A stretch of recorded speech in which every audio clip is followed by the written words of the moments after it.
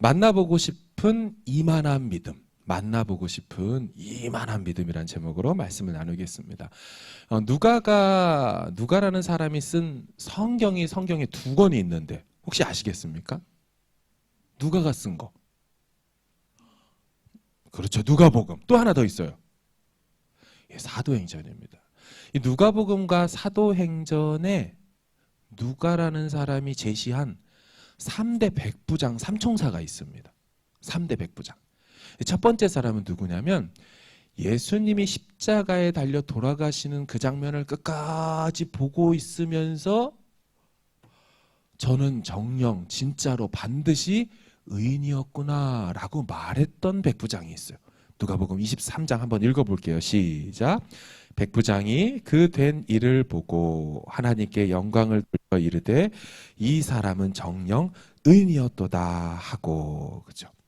두 번째 누가복음과 사도행전에 나타나는 백부장은요, 고넬료라는 백부장이에요. 사도행전에 나오네요. 한번 볼게요. 또 시작. 그들이 대답하되 백부장 고넬료는 의인이요 하나님을 경외하는 사람이라 유대 온 족속이 칭찬하더니. 이 백부장은 기도하고 다른 사람 도와주고 하나님을 경외하고 그러다가 사도 베드로를 불러가지고 초청해서 말씀을 듣다가 회심을 하고 회개해서 성령 받아서 그렇게 하나님을 섬겼던 사람이라고 딱 나와 있어요. 그리고 세 번째 백부장이요, 누구냐면 오늘 본문의 백부장입니다. 이 백부장은 순서적으로는 사실 제일 처음이거든요. 이 사람 어떤 사람일까요? 이 사람의 근무지가 나옵니다. 이 사람의 일하는 곳이 나오는데요. 7장 1, 2절을 한번 또 읽어볼게요. 시작. 예수께서 모든 말씀을 백성에게 들려주시기를 마치신 후에 가버나움으로 들어가시니라. 어떤 백부장의 사랑하는 종이 병들어 죽게 되었더니. 아멘. 어디서 일을 하고 있대요? 가버나움에서 일을 하고 있습니다. 근데 이 사람은 로마의 백부장이었을까? 아니면 어떤 백부장이었을까? 우리는 보통 백부장 하면 100명의 사람을 통치하고 관리하는 그런 사람을 얘기하는데 로마 백부장이라고 생각을 해요. 근데 이 사람은 로마 백부장은 아니었던 것으로 봅니다. 왜냐하면 이 사람이 일하는 가버나움이라는 곳은 로마가 예수님 이후 44년도 이후에만 통치하거든요. 그러니까 그 전까지는 누가 통치를 했냐면 헤롯 안티파스라는 사람이 통치했어요. 따라서 이 사람은 아마 상관이 그 위에 그 보스가 헤롯 안티파스였을 것입니다. 근데 이 사람이 오늘 좀 특별해 보입니다. 그 사람의 직위가 포지션이 백부장이라 특별한 게 아니라 그 사람이 종을 대하는 방식이 특별하기 때문이에요. 7장 2절을 한번 읽어보겠습니다. 시작. 어떤 백부장의 사랑하는 종이 병들어 죽게 되었더니. 일반적으로 보스 주인이 슬레이브라는 이 종을 사랑하는 경우가 극히 드물죠. 그 당시에 종들은 다 물건이었어요. 그냥 내 재산의 하나였어요. 소나 말이나 종이나 똑같았어요. 그래서 병이 들면 그냥 병들어 죽으면 됩니다. 굳이 고치려고 하지 않아요. 근데 이 사람이 노예를 사랑했다. 이 사랑했다는 단어가 소중히 여겼다 이런 뜻을 갖고 있어요. 베드로전서에 가보면 이 단어로 예수님을 설명해요. 택하심을 입은 보배로운 산돌이신 예수. 그래서 보배롭다라고 번역했거나 존귀하다라고 했어요. 그러니까 이 보스가 물건과도 다름없는 이 종을 그렇게까지 소중히 여기고 귀중히 여겼다? 특별해요. 특별해요. 그런데 여러분, 이 종은 지금 상태가 어떻다고 말합니까?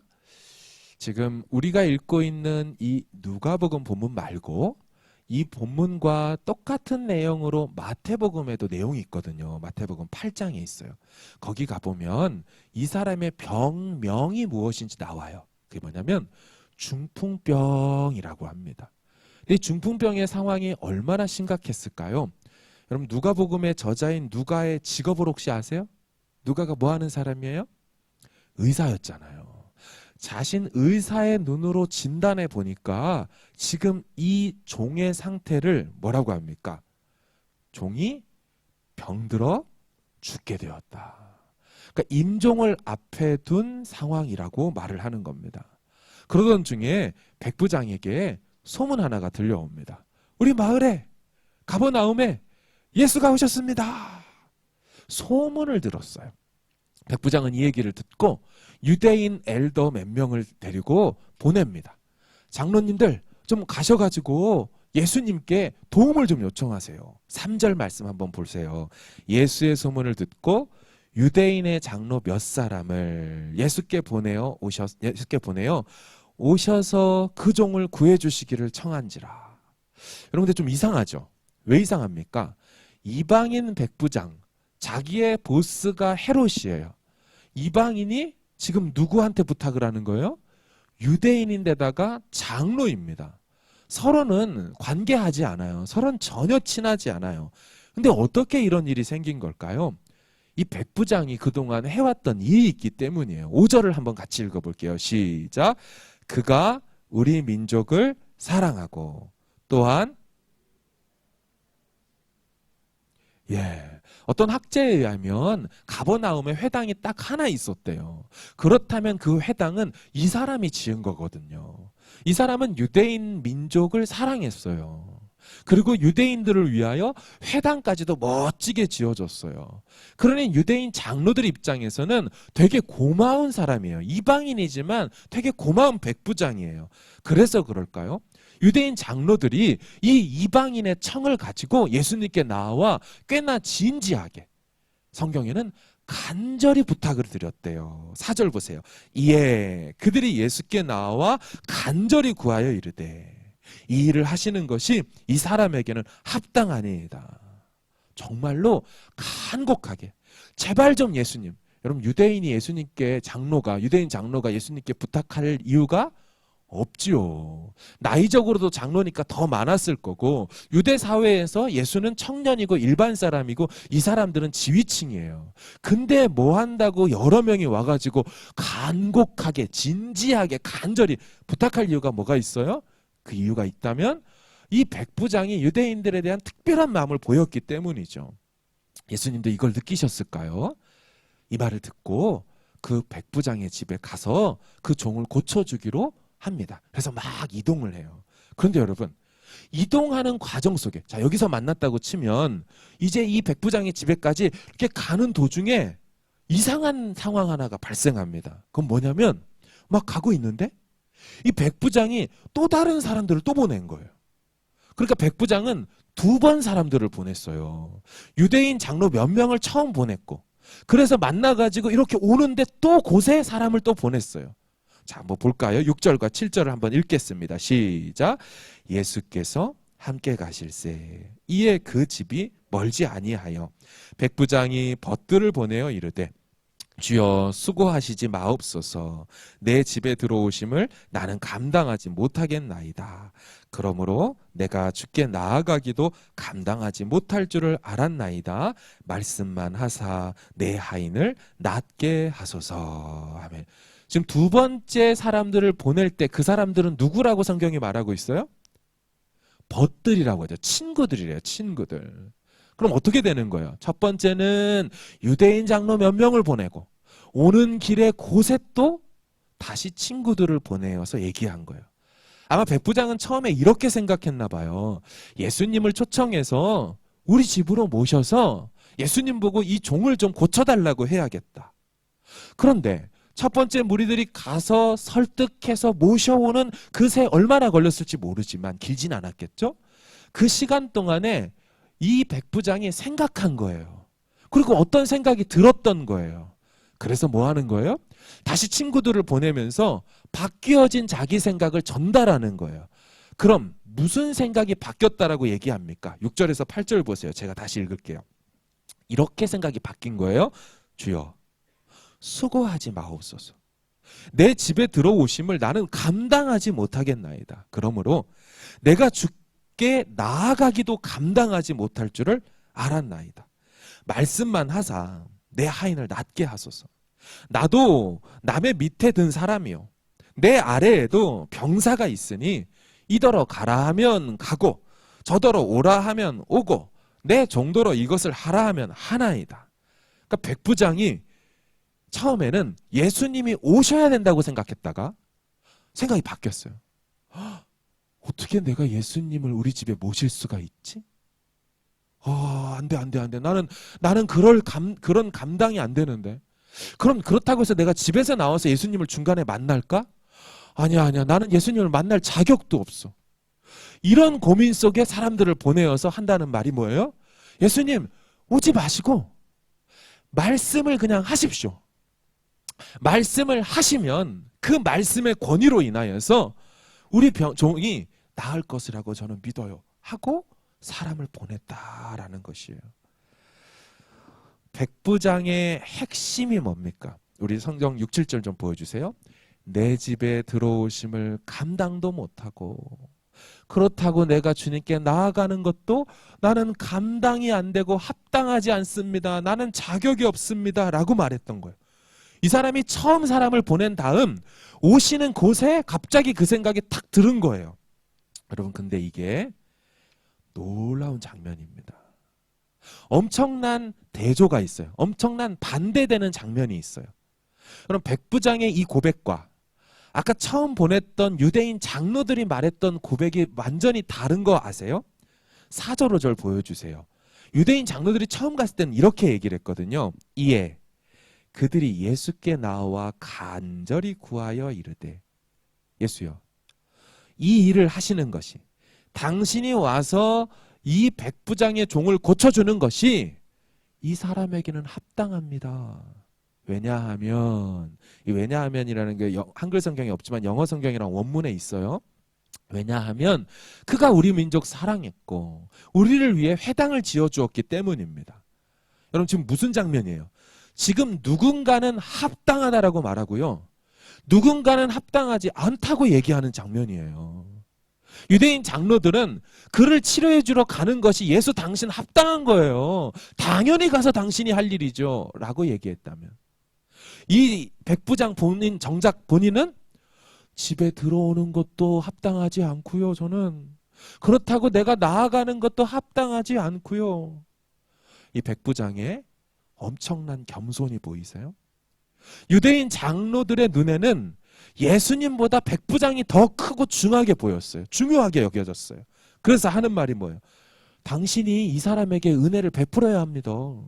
우리 민족 사랑했고 회당도 지어줬지 않았습니까? 그럼 당신이 당연히 일을 해야죠. 합당하다고 요구하는 이들과 정작 본인은 생각해보고 또 생각해봐도 이건 아니다. 나는 그런 존재 아니다. 그렇다고 내가 나갈 만한 존재도 아니다라고 거절하며 그저 말씀만 해달라고 얘기하는 거. 여러분, 둘 다 도와달라고 하는 거죠. 둘 다 도와달라고 하는 거. 얘네들도, 유대인 장로들도 도와달라는 거고 이 사람도 결국 도와달라고 하는 건 마찬가지인데 태도는 완전히 달라요. 사랑하는 여러분, 우리는 예수님께 어떻게 반응합니까? 예수님, 이거 들어주셔야 돼요. 내 기도 응답해 주셔야 돼요. 내가 그동안 예수님 위해 산 게 얼만데, 내가 주를 위해 충성한 게 얼만데 당연히 해주셔야죠. 도움을 요청하는 태도인데요, 이렇게 할 수도 있고 또 달리 백부장처럼 내가 한 게 있기는 하지만 이거 그러니까 언급도 안 하죠. 이 백부장이 그런 얘기를 감히 예수님께 전하지도 않아요. 그죠? 나는 아무 자격이 없어요. 나는 생각해보고 생각해봤는데 내가 깨달았네요. 당신이 우리 집에 오실 수 없다는 걸. 나는 그런 자격이 안 됩니다. 여러분, 이같이 겸손하게 나는 자격 없어요, 나는 합당하지 않아요, 나는 감당 안 되는 사람이에요 라고 말하는 태도, 성경에서 혹시 보신 적 있어요? 이렇게 말했던 사람이 있는데요, 세례 요한이 그랬어요. 존 더 바프티스트. 세례 요한이 이런 말 했어요. 나는 주님의 신발끈을 풀기에도 감당하지 못하겠노라. 헬라어 이카노스를 같이 쓰고 있어요. 감당하지 못하겠다. 2번 백부장이 말한 그 단어를 세례 요한도 일찍이 예수님 만나기 전부터 오실 그분은 나보다 능력 많고 나는 물로 세례 주지만 그분은 불로 세례 줘서 우리의 능력의 차이는 완전히 다른데 어느 정도로 나는 비참하냐면 못하냐면 신발끈도 못 풉니다. 세례 요한의 고백을 이방 백부장이 똑같이 하더라는 거예요. 또 달리 이렇게 고백했던 사람이 있어요. 사도 바울이 이렇게 고백했어요. 나는 사도 중에 가장 작은 자라. 내가 하나님의 교회를 박해하였으므로 사도라 칭함받기를 감당하지 못할 자니라. 똑같은 이카노스라는 헬라어 단어를 써서 사도 바울도 자기는 감당 안 되는 사람이라고. 나중에 사도 바울이 뭐라고 합니까? 나는 생각하면 생각할수록 죄인 중에서도 괴수입니다. 나는 가장 나쁜 놈입니다. 자신이 1, 2, 3차 전도 여행을 하고 목숨 걸고 주를 위해 살아도 생각하면 생각할수록 나는 이 일을 맡을 수 없는 사람인데 복음 위에 내가 살고 있군요가 깨달아진 사람. 여러분, 신앙이 성장하면 성장할수록 자격 없는 내 자신을 발견하게 되더라는 것이에요. 시몬 베드로 아시죠? 이 사람이 예수님을 만났죠. 예수님이 베드로의 배 위에 올랐어요. 그래서 그물을 내리라 했더니 그물을 얹었더니 건졌더니 엄청나게 많이 물고기가 잡혔죠. 그때 예수님이 누구라는 사실을 정확히 깨달았을 때 베드로가 뭐라고 반응해요? 주여 나를 떠나소서. 나는 죄인입니다. 지금 같은 고백이죠. 자기 배 위에 이분을 모실 수 없다고 생각한 거예요. 자기 집에 예수님이 들어오는 것을 감당할 수 없다라고 생각한 고백과 똑같은 고백으로 주님이 내 배에서 내려가 주세요. 나는 그런 존재가 아닙니다. 여러분, 정말 주님이 누군지를 알고 만나는 사람의 고백은 항상 이와 같았다라는 거예요. 여러분, 탕자라는 둘째 아들이 아버지 집을 떠나서 허랑방탕하게 맘대로 자기 맘대로 살다가 아버지 집에 돌아오죠. 회개해서 돌아오잖아요. 아버지 당연히 그대로 받아주시잖아요. 아버지는 항상 받아주시지만 정작 돌아오는 탕자의 고백은 뭐라고 해요? 나는 아버지의 아들이라 일컬음을 감당하지 못하겠나이다. 같은 단어 이카노스를 쓰고 있어요. 여러분, 진짜 주님께로 돌아온 사람, 진짜 주님을 만나는 사람은요, 감당하지 못하고 자격 없음이 절감되는 사람이에요. 크게 깨달아지는 사람이에요. 마지막으로 세리의 고백을 아십니까? 바리새인과 세리가 성전에 나아가서 둘 다 기도하잖아요. 그때 바리새인의 기도는 하나님이 거절하시고 세리 기도만 받았잖아요. 그 세리 기도를 받을 때 이 세리가 뭐라고 합니까? 그 태도가 있죠. 성전에서 멀리 떨어져서 감히 눈을 들어 하늘을 쳐다도 못 보고 고개를 떨구고 눈물을 흘리면서 수먹으로 가슴을 치면서 이르되 하나님이여 불쌍히 여기소서. 저는 죄인입니다. 진짜 하나님 앞에 나아가는 사람의 진짜 진실한 성도의 모습이 뭡니까? 죄인임과 자격 없음이 깨달아지는 사람이에요.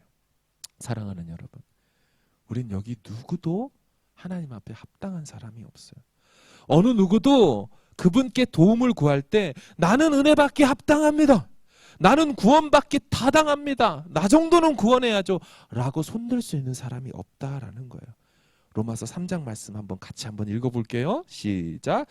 그리스도 예수 안에 있는 속량으로 말미암아 하나님의 은혜로 의롭다 하심을 얻은 자 되었느니라. 아멘. 하나님의 은혜로. 은혜, 그레이스 무슨 뜻입니까? 받을 자격 없는 자에게 거저 주시는 하나님의 선물. 받을 자격이 있어서 줬다면 정당한 대가 지불이고 자기 웨이지를 받은 거예요. 그죠? 하지만 은혜라고 말할 때는 그런 자격이 없는데도 불구하고 그냥 찾아오셔서 나 너한테 호의를 주고 싶다 하고 부어주시는 거, 그냥 줘버리시는 거, 그걸 은혜라고 하는데, 하나님의 은혜로 뭐 없이? 값없이. 여러분, 이게 우리 편에서 값없이예요. 하나님 편에서는 어마어마한 아들을 내어주는 핏값을 치른 거예요. 하나님 편에서는 어마어마한 대가 지불이지만 우리에게는 은혜로서 값없이 의롭다함을 얻었다. 여러분, 의롭다라는 단어를 볼 때마다 달리 해석하셔야 돼요. 죄 없다라는 뜻이에요. 의인과 죄인은 그래서 반대말이거든요. 죄가 있는 사람은 죄인, 죄가 없는 사람을 의인이라고 성경은 표현합니다. 그래서 하나님의 은혜로 값없이 죄 없다함을 얻은 거예요. 원래는 죄가 있는데, 그 죄로 말미암아 내가 지옥 가야 되는데 죄를 해결해 주셨다. 에베소서 2장에도 어떤 말씀이 있어요? 너희는 그 은혜에 의하여 믿음으로 말미암아 구원을 받았으니 이것은 너희에게서 난 것이 아니요 하나님의 선물이라. 행위에서 난 것이 아니니 이는 누구든지 자랑하지 못하게 함이라. 우리에게서 난 것도 아니고 우리가 행해서 얻어진 것도 아닌, 그래서 우리에게 찾아오신 첫 번째 방문이었던 그 구원, 그리고 마지막 방문으로 끝나게 될 예수 그리스도의 재방문인 재림, 그 모든 어간 동안의 시작이 은혜요, 과정이 은혜요, 마지막도 은혜로 맞춰지기 때문에 진짜 신앙인은 항상 하나님 앞에 나갈 때마다 태도가 어때야 돼요? 저는 그럴 자격이 없습니다. 저는 예수님 앞에 서는 것이 감당이 안 되는 자입니다. 지금 백부장의 믿음은 공로에 기초하지 않았어요. 백부장은 절대로 자기가 한 것들, 어떤 업적들, 이룬 것들 가지고 예수님 앞에 서는 게 없어요. 유대인 장로들은 그걸 부각시키지만, 결국 백부장이 이렇게 예수님 앞에 이제 말을 전했죠. 두 번째 그룹 통하여. 어떤 칭찬을 듣게 됩니까? 우리 9절을 잘 보세요. 예수께서 들으시고 그를 놀랍게 여겨 돌이키사 따르는 무리에게 이르시되 내가 너희에게 이르노니 이스라엘 중에서도 이만한 믿음은 만나보지 못하였노라 하시더라. 지금 예수님이 뭐 하셨다는 거예요? 놀라셨대요. 지금 이 사람이 전해온 대답을 듣고 예수님이 깜짝 놀라셨어요. 그리고 하시는 말씀이, 내가 유대인들, 이스라엘 민족, 하나님의 택한 백성들 중에서도 이만큼의 믿음은 만나본 적이 없는데 어찌 저 이방인에게 안에 이만한 믿음이 있지? 하고 예수님 지금 놀라셨다는 거예요. 한 명도 만나보지 못했대요. 이거 사실이에요. 이 예수님이 놀라다라는 헬라 단어가 사우마조라는 단어인데요. 이 단어가 성경에 43번, 43번 쓰여요. 근데 그 중에 거의 대부분이 어떻게 등장하냐면 예수님이 기적과 이적을 행할 때 그 모습을 보고 사람들이 놀랄 때 이 단어가 나옵니다. 우와! 어떻게 바람과 파도가 잔잔해지지? 어떻게 병이 고쳐지고 마귀가 떠나가지? 우와, 놀라 할 때 예수님의 행동을 보고 사람들이 보이는 반응이거든요. 자, 우리 마태복음 8장 9장을 보세요. 같이 한번 읽어볼게요. 시작. 그 사람들이 놀랍게 여겨 이르되 이가 어떠한 사람이기에 바람도 바다도 순종하는가 하더라. 아멘. 저 깜짝 놀랐죠. 갈릴리 바다가 막 뒤집어질 것 같았는데 그분이 한마디 하시자 잠잠해진 거 놀라는 거예요. 자, 9장도 시작. 귀신이 쫓겨나고 말 못하는 사람이 말하거늘 무리가 놀랍게 여겨 이르되 이스라엘 가운데서 이런 일을 본 적이 없다 하되. 지금 비슷하죠. 이들도 이스라엘 가운데서 이런 일을 본 적이 없다, 완전 놀랍다 라는 것을 그대로 갖고 와서 지금 예수님이 당신도 놀라면서 하는 말, 이스라엘 가운데서 이만한 믿음을 내가 본 적이 없구나. 예수님이 놀라는 일, 예수님이 놀라는 일은요, 그 43번 중에 딱 2번밖에 없어요. 그러니까 되게 희귀한 장면이죠. 그 첫 번째가 오늘 본문이에요. 이 백부장이 하는 말을 들으시고 놀랍게 여기며 야, 이스라엘 중에 이런 믿음 없었어. 두 번째 놀라는 장면이 조금 슬픕니다. 마가복음 6장 6절을 보시면 그들이 믿지 않음을 놀랍게 여기셨더라. 우리 성경에는 이상이라고 번역되어 있지만 같은 사우마조라는 헬라어 그릭 단어예요. 상황은 어떠냐면 예수님이 자신이 나고 자란, 난 거는 베들레헴이고 자랐던 나사렛에 갔어요. 그래서 자기 자랐던 사람들 앞에서 설교도 하시고 이적도 보여주시고 하지만 이들이 믿지를 않아요. 이들이 예수님을 받아들이지를 않고 한다는 말 좀 들어보세요. 3절 보여주세요. 그들이 하는 말. 이 사람이 예수죠. 마리아의 아들 목수가 아니냐? 야고보와 요셉과 유다와 시몬의 형제가 아니냐? 그 누이들이 여동생들이 우리와 함께 여기 있지 아니하냐? 하고 예수를 배척 거절합니다. 지금 이 정도 보여주고 이 정도 설교했으면 다 믿고 회개하고 돌아올 텐데 다른 데서는 다 그랬어요. 이 나사렛 사람들은 끝까지 예수님을 거절하고 부인하자 그게 너무 예수님이 놀라신 거예요. 어떻게 이렇게 안 믿을 수 있지? 여러분, 이 상황을 그대로 우리 삶으로 가져오면 우리는 두 가지 방식으로 예수님을 놀래켜 드릴 수가 있어요. 그죠? 끝까지 믿지 않음으로 5년이 되고 10년이 되고 20년이 되고 수십 년이 되어도 신앙이 성장하거나 자라지 않음으로 예수님을 놀래켜 드릴 수가 있어요. 어떻게 이렇게 안 자랄 수가 있지? 어떻게 말씀을 계속 듣고 어떻게 그렇게 내가 은혜를 부어줘서 고비와 어려움들을 넘어가게 해주는데도 왜 거기에만 머무르고 있지? 왜 계속 거절하고 있지? 하며 예수님이 놀랄 수 있고요. 두 번째는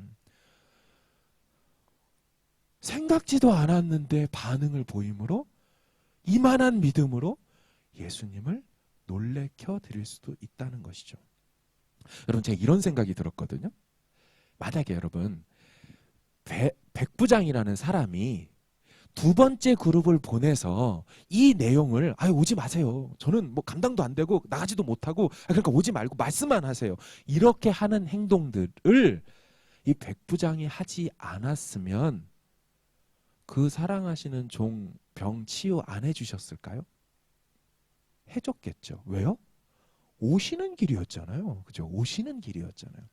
그러기에 그냥 두어도 오셔서 종의 병을 낫게 해주시는 응답받는 데는 문제가 있어요, 없어요?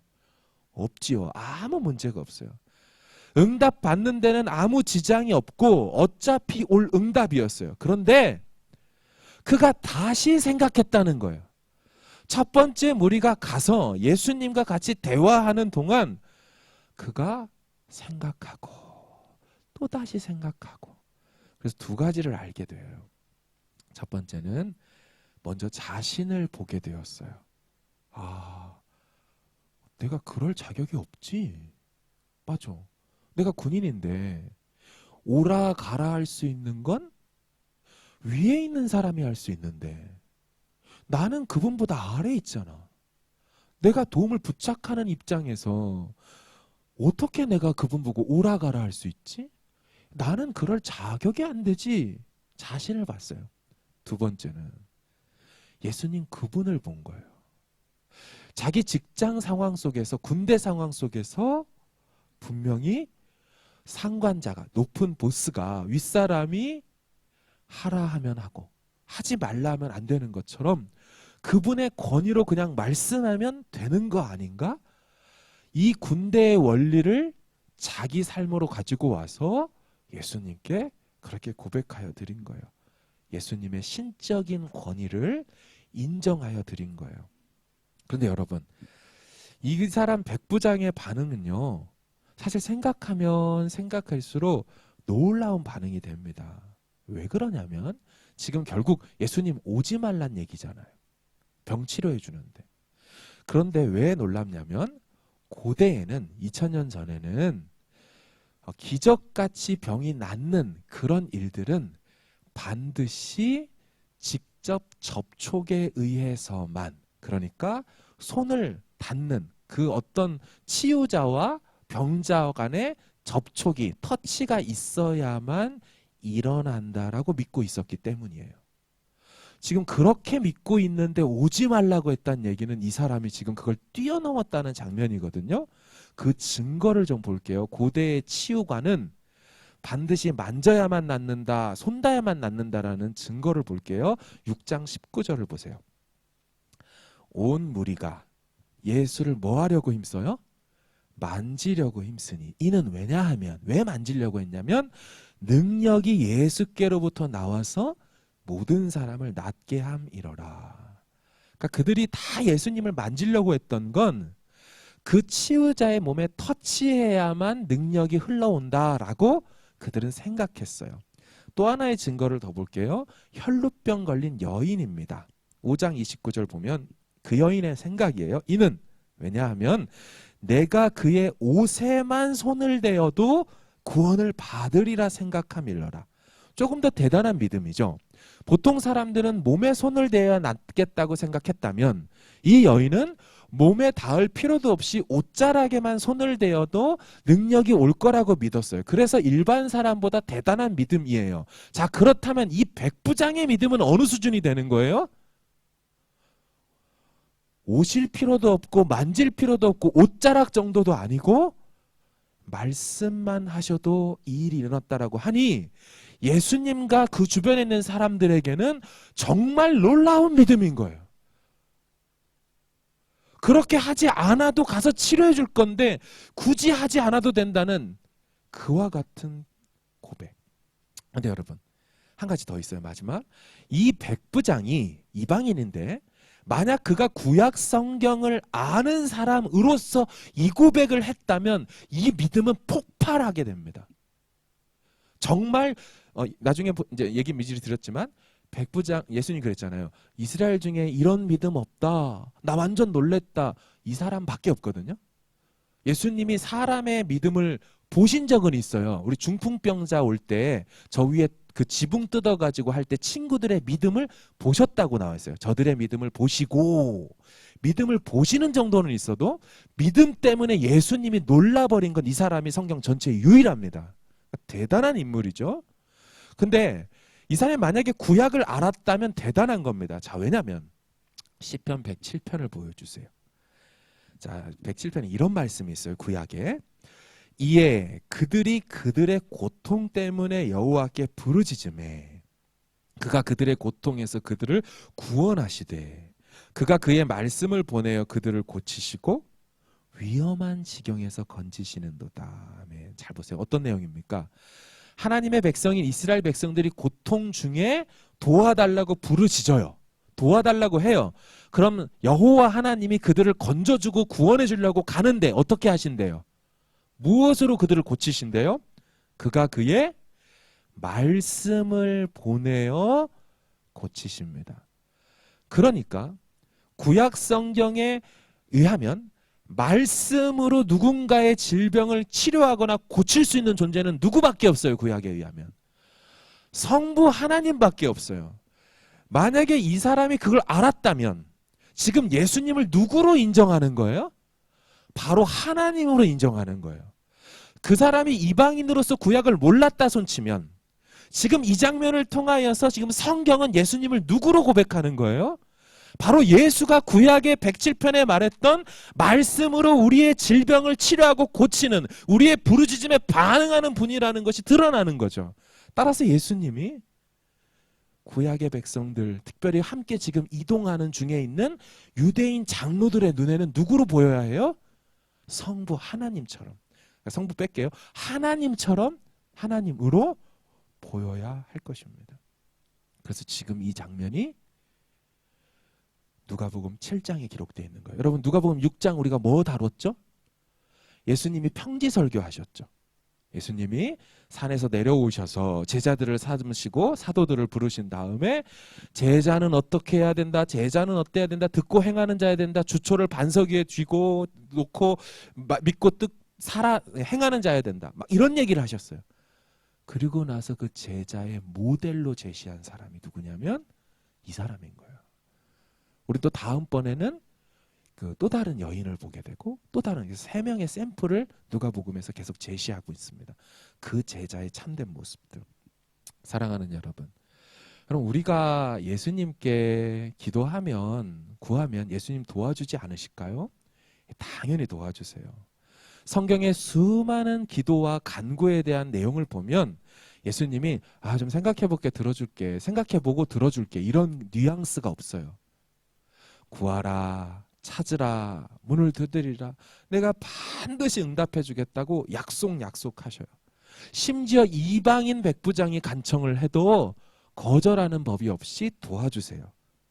그런데 한 가지 생각해 볼 필요가 있죠. 우리가 똑같이 뉴질랜드에서 신앙생활하고 2021년도 4월 18일을 살아가고 우리 다 광명교회 모여서 신앙생활을 해요. 하지만 같은 응답을 받는 가운데서도 예수 그리스도께 다른 믿음을 보일 수 있는 사람이 있다는 거예요. 그냥 도와주세요. 도와주시는 게 합당합니다. 나는 그럴 자격이 있는 사람이에요. 해줘야죠. 라고 하면서 기도하는 사람도 있는가 하면 주님, 저는 자격이 없습니다. 마땅한 사람이 아니에요. 주님이 말씀만 하셔서 하면 됩니다. 그저 예수님 당신 말씀에 권위 하나 붙들고 갑니다. 내가 주님을 본 적도 없고 만난 적도 없지만 여러분, 이 백부장이 예수님을 만났어요, 못 만났어요? 결국에 못 만났죠. 소문을 듣고 요청을 해서 모셔오다가 오지 말라고 했으니까 만났어요, 못 만났어요? 못 만났어요. 오직 예수님의 말씀만 믿고 보니까 나은 거예요. 그럼 우리가 똑같거든요. 우린 예수님을 만난 적이 없어요. 예수님 못자국 손자국 만져본 적 없어요. 하지만 기록된 이 말씀 하나 붙들고 주님 앞에 말씀이시라면 이루어질 줄로 믿습니다라고 우리가 지금도 기도하며 고백할 수 있다면 지금 이 땅 가운데서도 우리는 주님이 만나보길 원하시는 이만한 믿음의 또 다른 시대의 백부장으로 주님 앞에 서게 되는 줄로 믿습니다. 여러분, 이거예요. 하나님 앞에 같은 삶을 살아도 다르게 살 수 있는, 같은 응답을 받아도 주님의 마음을 시원하게 해드릴 수 있는 그런 믿음의 사람, 우리 청소년부 친구들과 우리 모든 광명교회 가족들 그렇게 되길 주의 이름으로 축원합니다.